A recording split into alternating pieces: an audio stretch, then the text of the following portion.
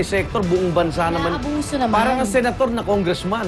Di ba? Tsaka sa dami rin ng party list, ba't hindi kaya magkaisa na kung environmental lang iyong Ay, advocacy? hindi magkakaisa yan. Kaya nga eh, kasi sa environment, kunyari, 10 party list groups, diba? Kung pare-pareho yung advocacy nyo, bakit hindi na lang kayo mag-dialogue? Tsaka dito sa administrasyon na ito, na parang dumating yung punto na parang bigla na lang, di ba, dumami pa yung nag-apply. Kasi parang nakita nila, oh, may potential. Baka po pwedeng Tingnan mo si Brother Mike, makitaan ng... bigla na lang buhay party list. Although ngayon yung buhay talaga pong nahahalal lagi yan.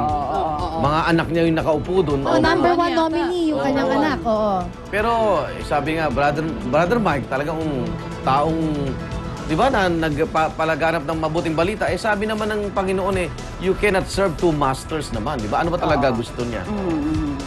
Samantala sa Manila Times, ilang nadedehadong kandidato posible raw maghasik ng gulo ilang araw bago ang eleksyon. Ayon daw po yan sa ilang intelligence report na nakuha ng PNP. At ang kanilang posibleng hinga ng tulong, ilang miyembro raw ng New People's Army, Moro Islamic Liberation Front at bandidong grupong Abu Sayyaf.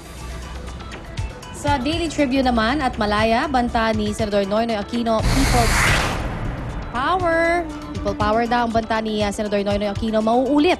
Yan ay kung magkakaroon ng failure of elections, ang kampo niya raw mismo ang mangunguna dyan. Pero kahit wala pa man ng revolusyon, may babala na agad si Deputy Presidential Spokesman Gary Olivar. Tila pang aagaw daw ito ng kapangyarihan sa pamahalaan pag nagkataon. May pahaging din si Olivar, tila masyado namang kumpiyansa si Senador Aquino na siya na nga ang mananalo sa eleksyon. Yun nga ang hirap, no? Yung conditioning of the mind ng mga kandidato na, di ba lahat naman ang tanungin natin sa kanila, panalo sila eh. Yes. Kaya lang, pag tinanong mo, tatanggapin mo ba na ikaw ay natalo? Abay, depende nga raw sa magiging resulta ng eleksyon. Kung makikitang madumi at may dayaan, eh hindi sila papayag. Di ba? Parang ganon. Pero sana naman, nagsalita na ang tao, automated election, suportahan natin. Huwag yung kinokondisyon mo na pag natalo yung isang kandidato, dinaya na mismo. Diba? Dinaya. Wala na mangyayari sa atin. Or even the fact na magkakaroon ng failure of elections. Yun, diba? yun Parang pa. yun pa lang yung focus natin, negative na siya. Ang failure of election, never pa nangyayari sa... Never pa. Kung mangyari man yan, mga packet-packet lang yan na distrito. Yes. Pero hindi sa buong bansa dahil Metro Manila lang ganado lahat dito di ba? Lahat dito lumalabas, last minute nga, nakapila. Lalo na hinabaan pa yung oras ng pagboto dahil nga baka manibago pa yung iba, automated election tayo. So, hindi ko ma-imagine yung ibang kandidato na tumatakbo sa sobrang laki ng mga ginastos nila kung paano nila tatanggapin yung pagkatalo nila. If ever matalo sila sa eleksyon. Maluwag naman siguro sa loob na tatalo sila ng gusali. Kaya may mag-amok may umakyat ang billboard, yung mga ganyan. Pagka gumasos kasi ng marami o malaki, saan nila babawiin? Diba? Kung matalo nga sila, mag-a-appeal sila, magastos na naman. Actually, nagtataka nga ako bakit kumakandidato pa yung iba. 5 piso lang kada botante. Sobra-sobra na yung mga nakikita nating gastos nila. Wala, tuloy pa rin sila, di ba? Wala ang kakwenta-kwenta. Okay, yan ang ating banner stories. Mga ikan, lagay naman ng panahon. Alamin natin mula kay Love Anjuver. Love!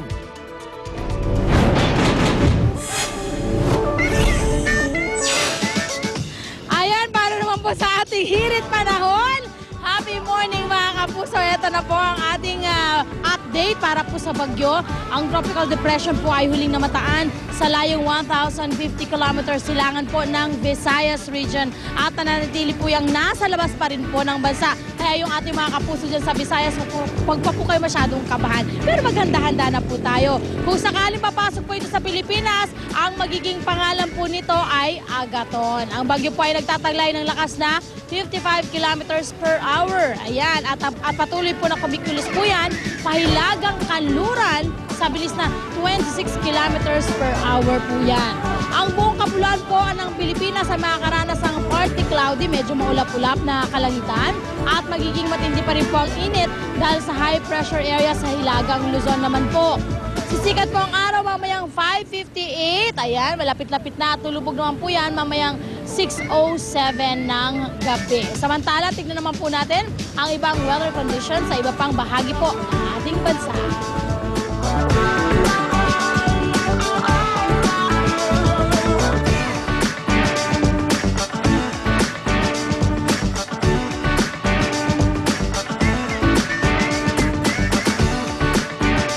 Ngayon naman, balikan natin ang gimmick ng barkada sa Queen City of the South, Cebu City. Eto na, all-girl gimmick ni Lynn, Susan at Monica. Go, girls! Vem Magalenha Rojão, traz a lenha pro fogão, vem fazer armação. Hoje é dia de sol, alegria de coió, é curtir o verão. And we are back here sa napakagandang Plantation Bay Resort and Spa sa Cebu. Alam niyo po ba, 30 minutes away lang po ang Plantation Bay mula sa Cebu City. At naku naman, sobrang malaparaiso po ang ganda dito. Sobra-sobra. Talagang if you get to see the different parts of the Philippines, ang ganda ng ating bansa. Sobra. Wala ka nang hahanapin pa. At syempre, pag sinabi mong napakaganda ng Cebu, napakababait ng mga kapuso natin. Ay, Diba? totoo yan. Totoo Naman, yan. napakarami hong mga lugar na magagandang puntahan dito. At I agree. syempre, pag pumunta ka dito, napakarami ding na masasarap na chibog. Ay, nako! Ay, Ayan, ako dyan. Talaga, nagkakabuking na, di ba?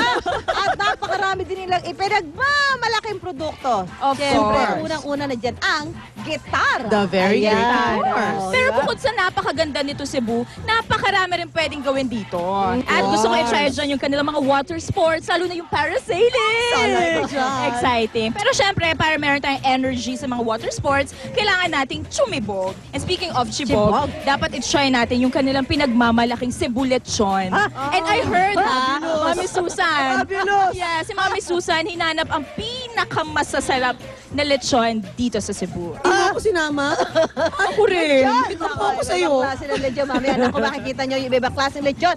At speaking of pagkain, syempre kailangan yung kakainin mo, sariwa, fresh. Naman. Kaya susubukan mo natin Important ang yan. fishing. Magpapagalingan. Ha? Yung dalawa nating chef para sa kanila mga Cebu delicacy. Yan. At syempre, nagpunta po ako sa famous Taboan Market. Doon yung nakikita ang naku, ang sasarap talaga at ang dami-daming different kinds. Wow! Different kinds talaga ng mga dried seafood. Meron ako, kung ikaw ay nagpunta dyan, Miss Lynn, ako naman, nilibot natin ito Cebu City at todo-todo na adventure natin. Dahil bukod sa mga usual spots sa pinupuntahan dito, ay hinanap natin yung mga hidden gems na talaga namang dapat hindi palagpasan ng ating mga turista kapag pumunta dito sa Cebu. That's right. Kaya naku, ang dami-dami talaga nating elements. Kaya wag po kayo mawawala dito sa ating grand Cebu Summer Adventure. Dito lang sa Unang Hirit! I love Cebu, I love Cebu, I love Cebu! Okay. Cebu! Diyan, Cebu tayong lahat. Yay! Kaya mga ikan, hataw ang kasiyahan dito sa inyong official Summer Tambayan sa umaga.